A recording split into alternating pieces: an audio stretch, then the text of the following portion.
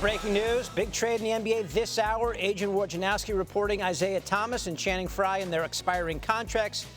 And the Cavs' first rounder, which is not the one they got from the Nets. Those are all heading to the Lakers in return for Jordan Clarkson and Larry Nance Jr. FYI, Larry Nance Sr. was also traded to the Cavs 30 years ago. Now, not everyone fired up for the Lakers side of thing. Ice Cube, who's from the Los Angeles area, big Lakers fan. I hate this trade. Let's find out more about what's going on with Ramona Shelburne, our NBA insider.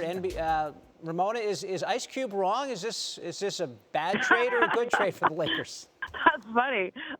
Let me just call Ice Cube because, you got to explain this trade to him. The Lakers just cleared enough cap space to go after 2 max free agents this summer, and got a first-round pick, and didn't have to take any money back. Most people in the NBA thought that they were going to have to attach a draft asset to get rid of Jordan Clarkson's contract. And they end up not only being able to trade him, but to trade him to a team that, and this is incredibly ironic, David, okay? This is a great trade for both teams. And ironically, Cleveland is essentially helping the Lakers clear cap space to go after LeBron James this summer, and making a trade to try to keep LeBron James happy and stay in Cleveland. It's just the implications of this and the ripple effect and butterfly effect of this is just incredible.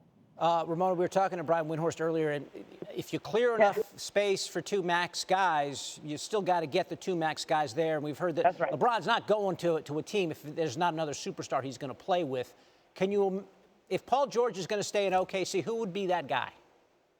Well, and Adrian Wojnarowski and I reported this earlier this week. One of the big blows to the Lakers' plans this summer was when Boogie Cousins went down. He was sort of if you don't get one of the 2 guys that we all think you're going after, Boogie was a guy they had tried to trade for last trade deadline. They still had a lot of interest in him, but that Achilles injury is going to keep him out for 10 months, 12 months. And so that takes that option off the board, which is why the Lakers essentially said, we've got to clear cap space, but it may not be all for this summer. It may be for 2019 when guys like Kawhi Leonard, Klay Thompson, Jimmy Butler are all free agents. And so I know that they have enough for this summer, but it also opens up other options for them in the future, or perhaps they just simply decide to re-sign Julius Randle, who's a restricted free agent this summer. Okay, Ramona Shelburne giving us the Lakers' perspective on this big trade today. Laura? All right, David, let's get more of the Cavs perspective. Cavs reporter Dave McMenamin joining us now on SportsCenter.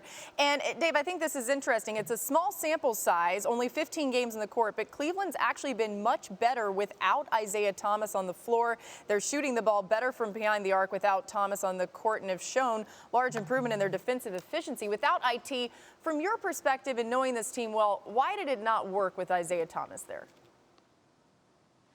Well, Laura, it was a combination of not working on the court, of course, the defensive issues that Isaiah Thomas presents as a one-on-one defender, combined with not being able to provide the usual elite offense that he'd become known for as he's still trying to get back from that hip injury that sidelined him for 7.5 months, but also not being able to fit off the court. There was a damaging team meeting for his reputation in the locker room a couple weeks ago where he called out Kevin Love for missing a game against the Oklahoma City Thunder and missing a subsequent practice.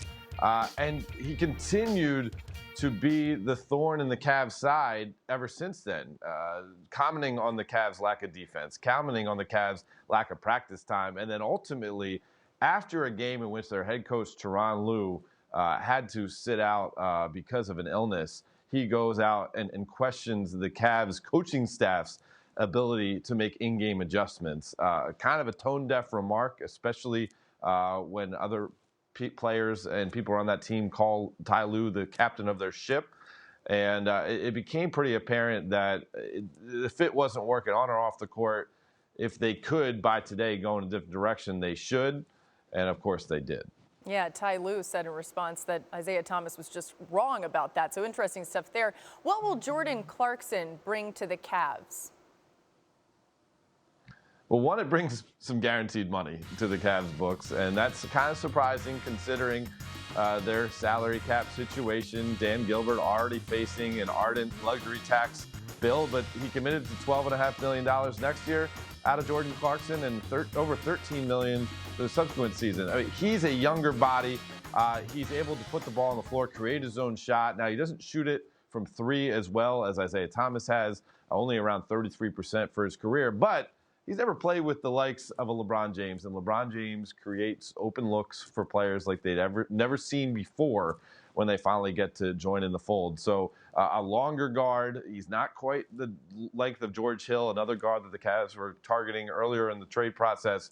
But hey, they get him, and then the bigger piece that they're excited about is Larry Nance.